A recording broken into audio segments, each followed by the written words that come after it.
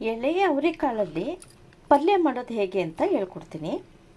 ಇದಕ್ಕೆ ಒಂದು ಬಾಣಲಿ ಇಟ್ಬಿಟ್ಟು ಅದಕ್ಕೆ ಸಾಸಿವೆ, ಬೆಳ್ಳುಳ್ಳಿ, ಇದಕ್ಕೆ ಬೆಳ್ಳುಳ್ಳಿ ಎಷ್ಟು ಹಾಕಿದ್ರೂ ಚೆನ್ನಾಗಿರುತ್ತೆ ನೋಡಿ. ಒಂದು ಬಟ್ಲಷ್ಟು ಬೆಳ್ಳುಳ್ಳಿ ತಗೋತಾ ಇದ್ದೀನಿ.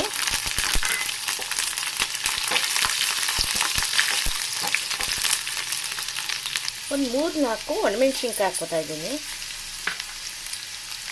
ಆಮೇಲೆ ಅವರೆಕಾಳು ಹಾಕ್ಕೊಂಡು ಸ್ವಲ್ಪ ಹುರ್ಕೋಬೇಕು.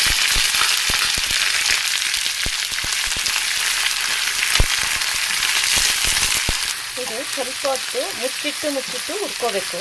ಎಣ್ಣೆ ಸ್ವಲ್ಪ ಜಾಸ್ತಿ ಹಾಕ್ಕೊಂಡು ಹುರ್ಕೋಬೇಕು. ಇದರಲ್ಲಿ ಇದಕ್ಕೆ ಹಸಿಮೆಣಸಿನ್ಕಾಯಿ ಹಾಕಿದ್ರೆ ಇನ್ನೂ ತುಂಬ ರುಚಿ ಇರುತ್ತೆ. ನನಗೆ ಗ್ಯಾಸ್ಟ್ರಿಕ್ ಇರೋದ್ರಿಂದ ಒಣಮೆಣಸಿನ್ಕಾಯಿ ಬಳಸ್ತಾ ಇದ್ದೀನಿ ನೋಡಿ. ಈ ಥರ ಮುಚ್ಚಿಟ್ಟು ಹುರ್ಕೋಬೇಕು. ಸ್ವಲ್ಪ ಚೆನ್ನಾಗಿ ಫ್ರೈ ಆದಮೇಲೆ ಒಂದು ಅರ್ಧ ಲೋಟ ನೀರು ಹಾಕಿ ಸ್ವಲ್ಪ ಬೇಯಿಸ್ಕೋಬೇಕು. ಈಗ ಒಂದು ಅರ್ಧ ಲೋಟ ನೀರು ಹಾಕಿ ಮುಚ್ಚಿಟ್ಟು ಬೇಯಿಸ್ಕೊತೀನಿ ಒಂದು 5 ನಿಮಿಷ.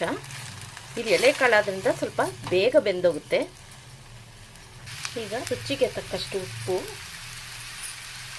ಸ್ವಲ್ಪ ಕೊತ್ತಂಬರಿ ಸೊಪ್ಪು, ಸ್ವಲ್ಪನೇ ಕಾಯಿ ತುರಿ ಹಾಕಿ ಕಲಿಸ್ಕೊಬೇಕು.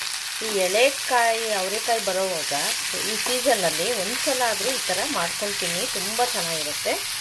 ಇದು ಚಪಾತಿಗೆ, ಅನ್ನಕ್ಕೆ ಎಲ್ಲ ತುಂಬ ಚೆನ್ನಾಗಿರುತ್ತೆ. ಅವರೆಕಾಳು ಪಲ್ಯ ರೆಡಿ. ನಿಮಗಿನ್ನೂ ಈ ಅವರೆಕಾಳಲ್ಲಿ ಪಲ್ಯದಲ್ಲಿ ತುಂಬಾ ವೆರೈಟಿ ತೋರಿಸ್ತೀನಿ, ಒಂದೊಂದೇ ಮಾಡಿ ರೆಡಿ.